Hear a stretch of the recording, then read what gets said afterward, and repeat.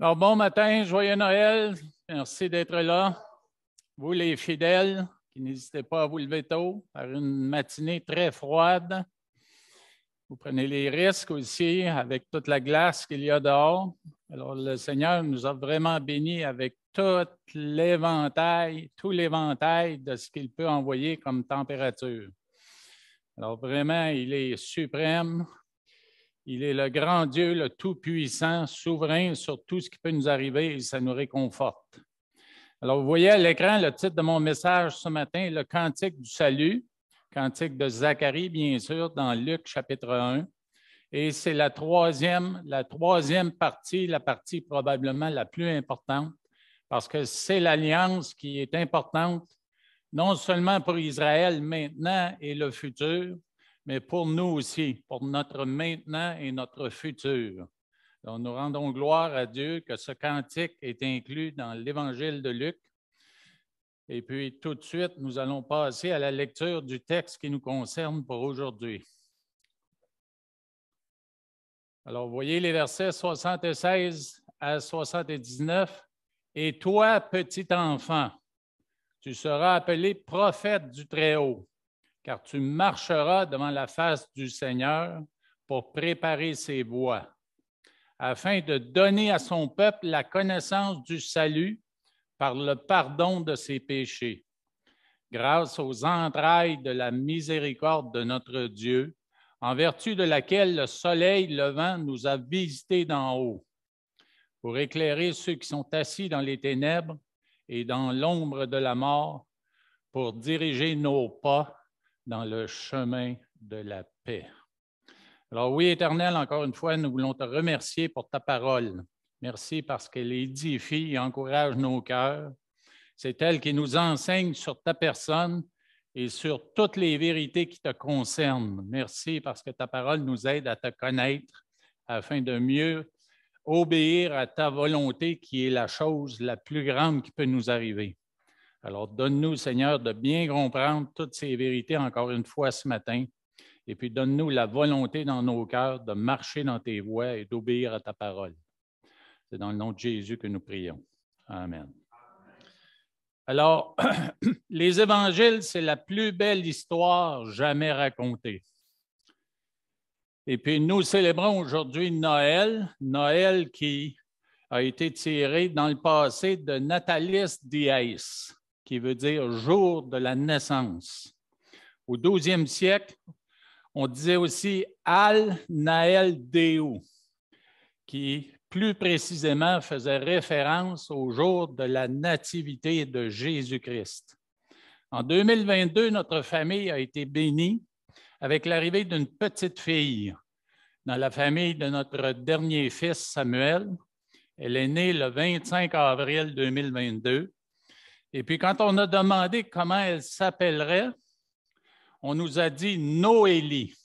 Et puis moi, ça m'a dérangé un peu parce que je suis plus traditionnel dans ma pensée pour ce qui est des noms. Mais on sait très bien que nous vivons avec une génération qui aime des nouveautés, qui aime changer les choses. Quand j'ai fait après avoir été dérangé de cette façon, je suis allé faire une petite recherche sur Internet. Et puis, c'est là que j'ai trouvé que Noélie veut dire jour de naissance. Alors, dans notre famille, maintenant, nous célébrons la Noélie, le 25 avril, qui veut dire jour de naissance d'une belle petite fille. Et nous célébrons aussi Noël, qui est le jour de la naissance, en lettres majuscules, la naissance de notre Sauveur Jésus-Christ. Alors, dans les évangiles, nous en avons 4. Et puis, les évangiles, vraiment, là, c'est la biographie de Jésus-Christ avec, bien sûr, de la théologie. Et puis, cet évangile que nous étudions, du moins pour ce qui est du cantique de Zacharie, c'est l'évangile écrit par Luc. Et puis, l'évangéliste Luc, il était médecin, il était historien, il était théologien et c'était aussi un disciple très engagé. L'évangile de Luc, c'est le plus long des évangiles. Moins de chapitres que dans Matthieu, mais la longueur des chapitres dans Luc, c'est vraiment extraordinaire. On voit qu'il va dans le détail, dans tout ce qu'il dit. Alors, c'est plus qu'une biographie très riche. C'est aussi une biographie qui est injectée de riches vérités théologiques. Et puis, en pensant à cela, je me suis rappelé un proverbe de la parole que j'aime beaucoup, qui fait référence, bien sûr, physiquement, à un beau bijou bien travaillé. Dans le proverbe 25, 11, il est écrit « Comme des pommes d'or sur des ciselures d'argent, ainsi est une parole dite à propos. » Alors, l'Évangile de Luc, bien sûr, comme les autres, c'est une parole qui est comme des pommes d'or sur des ciselures d'argent. Alors, après plus de 400 ans de silence de la part de Dieu, c'est le début de l'œuvre de la rédemption. Il y a 2 conceptions miraculeuses qui sont racontées dans Luc, avec apparition de l'ange Gabriel. Et puis, 8 jours après la naissance de Jean-Baptiste, il y a cette louange de Zacharie, alors qu'il considère son propre enfant, qui est Jean-Baptiste, et puis qu'il considère aussi le fait que Marie est enceinte, elle les a déjà visités, puis elle a partagé ce qui lui arrivait. Alors, Zacharie reconnaît plutôt que des prophéties passées sont en train de s'accomplir. Et puis là, il élève une louange à l'Éternel sur laquelle il est bon de s'arrêter. Alors, vous savez qu'on lit des biographies assez rapidement. On lit des romans assez rapidement, mais dans une biographie comme celle de Luc, et quand on arrive à un passage aussi théologique que le cantique de Zacharie, il faut littéralement mettre les freins et ralentir. Et c'est ce que nous avons fait dans les 2 dernières semaines, et nous faisons la même chose ce matin. Même si j'ai le défi, étant donné que Claude a dit que mon message devrait être court, là, j'ai le défi quand même d'accélérer, mais je ne veux pas nécessairement faire ça. Alors, il faut bien comprendre les alliances de l'histoire de la rédemption. Et puis, dans les 2 dernières semaines, bien sûr, nous avons vu l'alliance davidique, qui est résumée dans Luc par Zacharie, dans sa louange, et nous a suscité un puissant sauveur dans la maison de David, son serviteur. Un sauveur qui nous délivre de nos ennemis et de la main de tous ceux qui nous haïssent. Alors, bien sûr, c'est en référence à la prophétie qui a été donnée à David dans 2 Samuel chapitre 7, et prophétie qu'il reconnaît comme une alliance dans le chapitre 23 de 2 Samuel. Alors, j'ai mis les références, je ne voulais pas répéter les versets à l'écran, mais vous pouvez retourner voir ces références pour voir quelle était la prophétie et comment David éventuellement a reconnu que c'était une alliance que l'Éternel avait faite avec lui. La semaine passée, nous avons parlé de l'alliance abrahamique. Et puis, bien sûr, c'est aussi dans Luc 1, les versets 72 à 75, que nous pouvons lire juste pour se rafraîchir la mémoire. C'est ainsi qu'il manifeste sa miséricorde envers nos pères. Il se souvient de sa sainte alliance, selon le serment par lequel il avait juré à Abraham, notre père, de nous permettre, après que nous serions délivrés de la main de nos ennemis, de le servir sans crainte en marchant devant lui dans la sainteté et dans la justice tous les jours de notre vie. Et bien sûr, cette promesse, elle a été dite, ratifiée et élaborée dans les passages de Genèse, chapitre 12, chapitre 15, chapitre 18 et chapitre 22. Alors, Dieu a fait une 3e alliance qui est relative au salut, la nouvelle alliance, parce qu'Israël ne pouvait recevoir le roi des rois et son royaume, le pays promis et les bénédictions qui y sont attachées. Tout ce qui était promis dans l'alliance davidique et l'alliance abrahamique, il ne pouvait le recevoir sans être sauvé.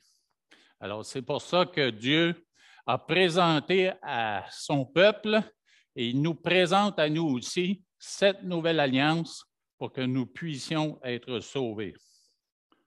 Mais même si ça a été présenté à Israël, Israël avait un problème majeur. Et ce problème majeur, c'était la désobéissance. Alors, étant donné que les alliances précédentes, entre autres l'alliance mosaïque, appelaient le peuple à l'obéissance, puis dans cette condition-là, ils recevraient les bénédictions que Dieu leur promettrait dans les livres de la loi, mais ils ne sont pas arrivés à cette position-là où ils pouvaient recevoir de Dieu le salut et toutes les bénédictions qu'il avait promis. Israël, par son idolâtrie et son immoralité, a vraiment déplu à Dieu. Israël n'a pu respecter toute la loi mosaïque. Et on sait très bien que pour être sauvé par la loi, il faut obéir à toute la loi. Et on sait très bien, pour nous qui avons eu des enfants, que tous les commandements ou tous les ordres qu'on a donnés à nos enfants, comme nos parents ont fait pour nous, mais il y a ni nous ni nos enfants ont pu respecter tous les commandements qui étaient donnés à ces enfants-là. Alors Israël était coupable et il tombe sous la malédiction de la loi. Malgré qu'un reste fidèle reconnaît son incapacité à accomplir la loi. Ceux-là viennent à Dieu pour reconnaître leurs faiblesses et leurs péchés. Ils ont plaidé pour la miséricorde, la grâce et le pardon, et ils ont reçu ce qu'ils demandaient. Alors, pour ceux qui ont eu plusieurs enfants dans leur famille, mais vous savez très bien que les enfants ont des caractères différents. Chez nous, nous avions un enfant qui avait un très fort caractère, et puis nous en avions d'autres qui étaient moins récalcitrants ou confrontants devant les ordres ou devant les commandements qu'on leur donnait. Alors, bien sûr, en Israël et dans le monde, c'est la même chose. Il y a des gens de la nation d'Israël, il y a des Juifs qui se sont aujourd'hui convertis et qui ont accepté le Messie qui est venu il y a 2000 ans. Alors, mais en tant que nation, individuellement, il y a ce phénomène-là qui se produit, bien sûr, mais en tant que nation, Israël n'a pas rempli les conditions de l'alliance mosaïque. Alors, la barrière de la désobéissance est toujours demeurée. Alors, nous savons que dans la loi, quand nous regardons Deutéronome, quand nous regardons le Lévitique, on parle de conséquences, bien sûr, c'est le mot qu'on utilise aujourd'hui dans les familles et dans les écoles. Dans le livre de Deutéronome, on parle de malédiction et on parle de bénédiction. Alors, malgré les menaces de terribles malédictions et d'épouvantables dévastations, Israël n'a pu être amené à l'obéissance. Et malgré aussi les promesses de bénédiction, on a tous fait ça en tant que parents, parler de conséquences néfastes et même de conséquences positives au comportement qui est l'obéissance ou la désobéissance. Mais on sait que ça peut ne pas influencer les enfants qui sont déterminés à faire ce qu'ils veulent vraiment faire. Alors, c'était vraiment l'attitude du peuple d'Israël et c'est pour ça que l'espoir viendrait au travers de la nouvelle alliance que Dieu a donnée à son peuple. Alors, Zacharie en parle à partir du verset 77 où il dit « Afin de donner à son peuple la connaissance du salut par le pardon des péchés. » Alors, pas le salut par un sacrifice, comme c'est écrit à plusieurs reprises dans la parole. Dieu ne désire pas des sacrifices, il désire l'obéissance. Et si l'obéissance est impossible, mais il faut que Dieu pourvoie quelque part en quelque chose, un moyen de réconcilier son peuple. Et c'est fait par le pardon des péchés. Alors, dans Deutéronome 36, vous voyez le passage à l'écran qui est un peu le passage de base qui est cité au niveau des livres de la loi et qui parle de comment va se faire ce pardon des péchés et cette réconciliation. Alors, l'Éternel, ton Dieu, circoncira ton cœur et le cœur de ta postérité. Et tu aimeras l'Éternel, ton Dieu, de tout ton cœur et de toute ton âme afin que tu vives. Alors, vous voyez, il y a une opération au niveau du cœur. Moi, j'aime dire que le cœur, c'est le siège de la volonté. Et puis, c'est vraiment au niveau de la volonté que nous, les humains, nous avons de la difficulté à obéir. Il faut que notre volonté soit soumise à la volonté de celui qui nous a créés. Et puis ici, on voit que cette opération-là, ce n'est pas l'homme qui l'accomplit, c'est Dieu qui le fait. Et puis la circoncision, c'est une opération au niveau physique où quelque chose est enlevé. Mais au niveau du cœur, c'est vraiment là, cette tendance-là du cœur à désobéir et à confronter l'Éternel et à s'opposer à lui, pour être remplacé, comme on voit dans d'autres versets de la parole, être remplacé par un cœur de chair, un cœur qui est tendre plutôt qu'un cœur de pierre, un cœur qui est dur. Alors ça, c'est l'Éternel qui l'accomplit. Vous regardez dans Jérémie 31, un prophète qui parle de ces choses-là, de l'Alliance nouvelle. « Voici les jours viennent, dit l'Éternel, où je ferai dans la maison d'Israël et la maison de Juda une alliance qui est nouvelle. Après ces jours-là, dit l'Éternel, je mettrai ma loi au-dedans d'eux. Je l'écrirai dans leur cœur et je serai leur Dieu. Et ils seront mon peuple. » Alors, vous voyez que c'est fait à l'intérieur, comparativement aux lois d'aujourd'hui, nos lois qui sont municipales, provinciales et fédérales, la loi est imposée de l'extérieur. Si ça ne fonctionne pas, on l'impose de l'extérieur. Tandis qu'avec le Seigneur, sa loi, au travers de l'opération de circoncision du cœur, il vient inscrire sa loi de l'intérieur. La transformation, elle est faite de l'intérieur vers l'extérieur. Alors que quand on impose la loi, qu'on arrête des criminels, qu'on les jette en prison, on essaie de les changer de l'extérieur vers l'intérieur. Alors, la prédication de Jean-Baptiste va dans ce sens-là aussi, puisqu'elle dit « Produisez donc des fruits dignes de la repentance », c'est-à-dire un changement intérieur où vraiment on reconnaît le péché que nous commettons et on a cette tristesse-là, une tristesse à salut, comme dit la parole.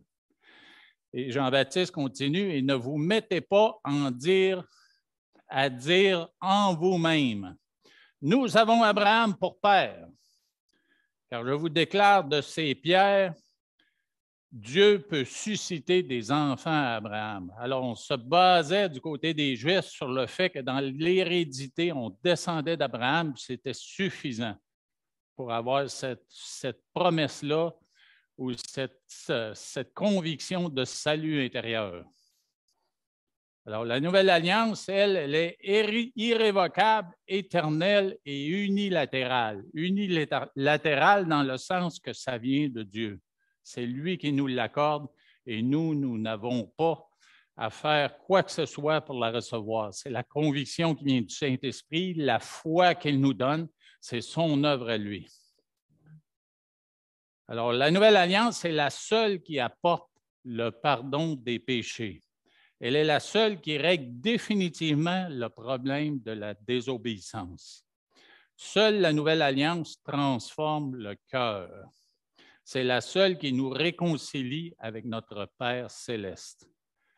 Alors, que nous apporte la nouvelle alliance?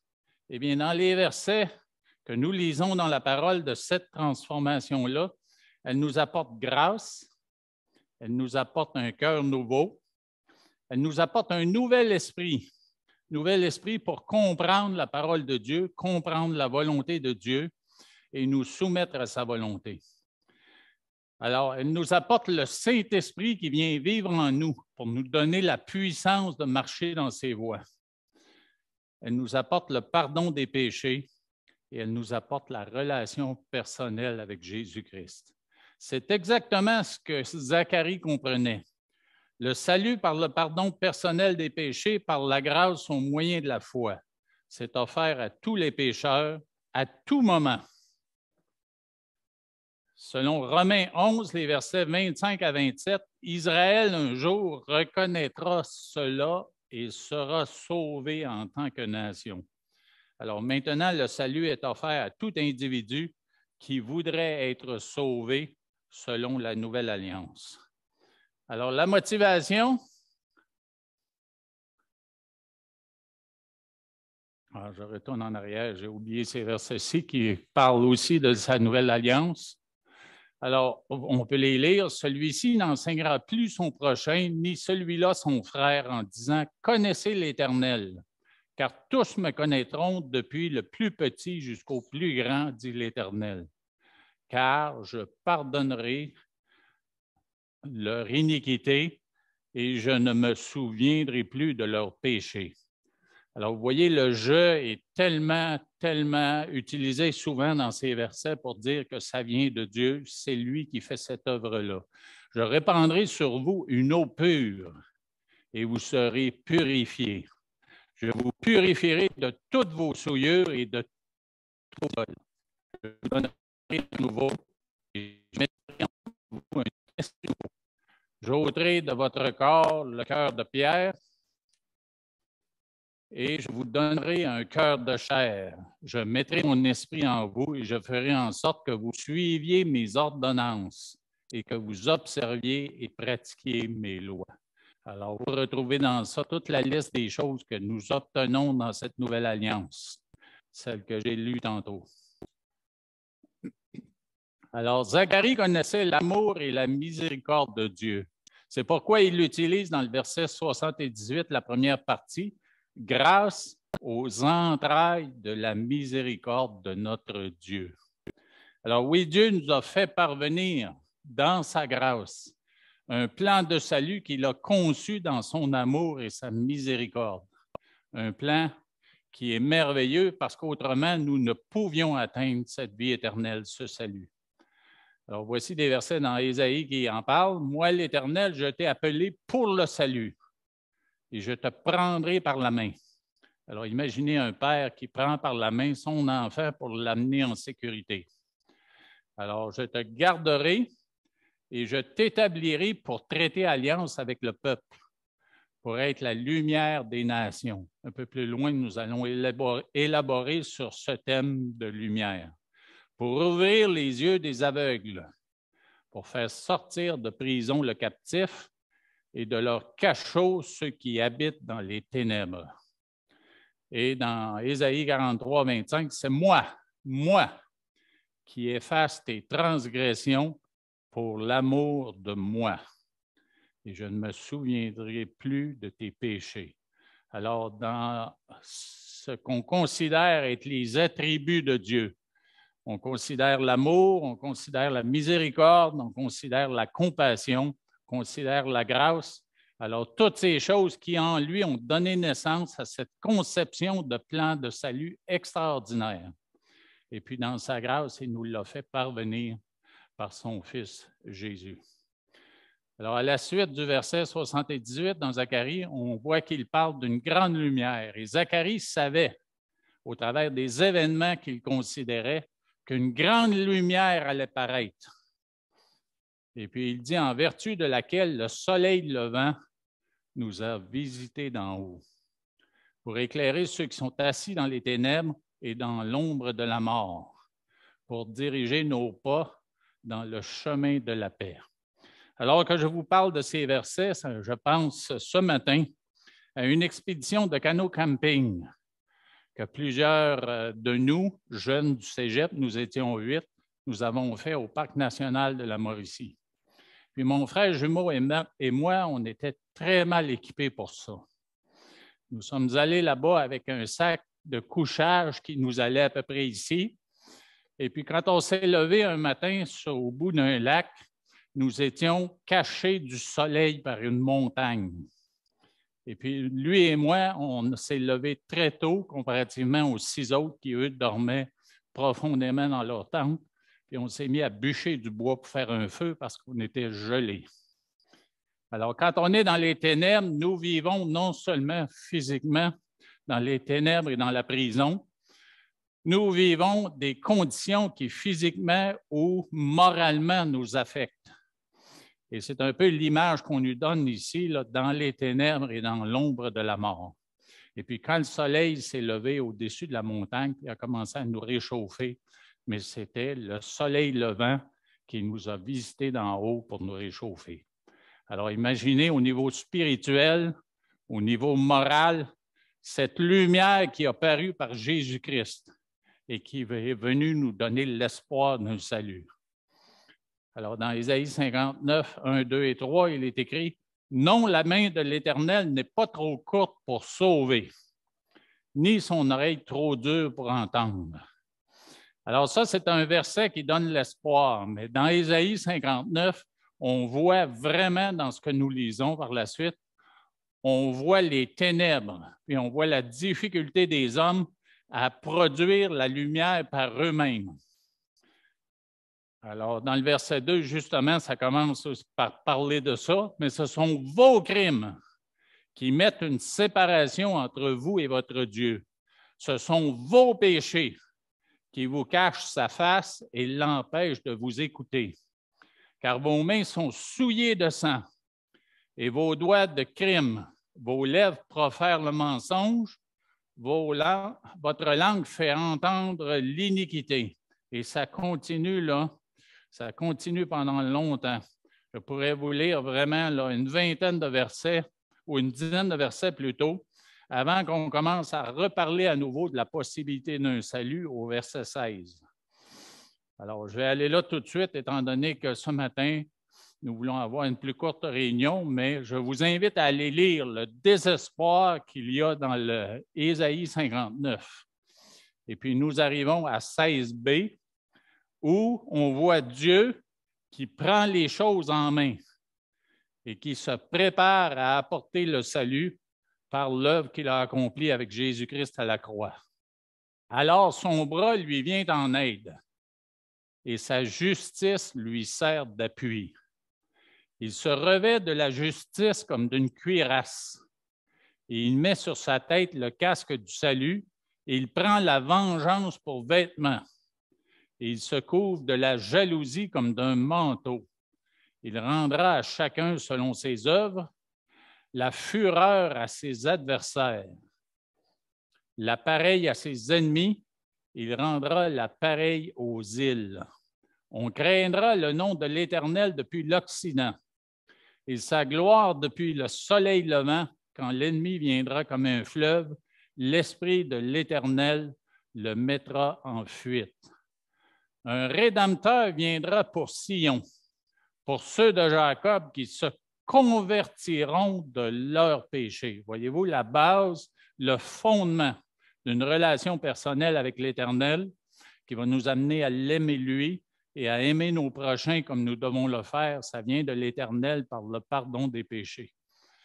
Alors oui, c'est l'Éternel qui le dit à la fin du verset 20. Et il dit, « Voici mon alliance avec eux, dit l'Éternel.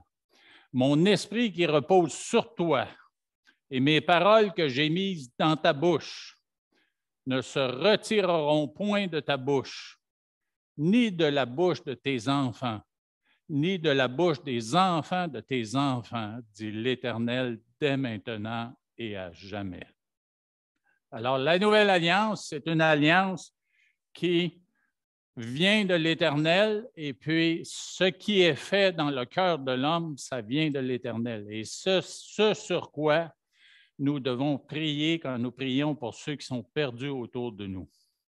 Alors, prions que Dieu puisse toucher leur cœur, venir les convaincre dans leur être intérieur et venir les amener à accepter cette circoncision du cœur, ce ravivement de l'esprit en eux qui est mort, de la part de l'esprit qui vient les fortifier pour être capable par la suite de marcher dans les voies du Seigneur et d'obéir à sa parole.